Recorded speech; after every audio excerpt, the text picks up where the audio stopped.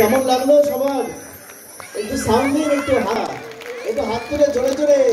ওদের কিন্তু এই যে বুকটা ধপধপ করছে, আমি হাত দিয়ে আছি না, পুরো হার্ট বিট বেড়ে গেছে ওদের।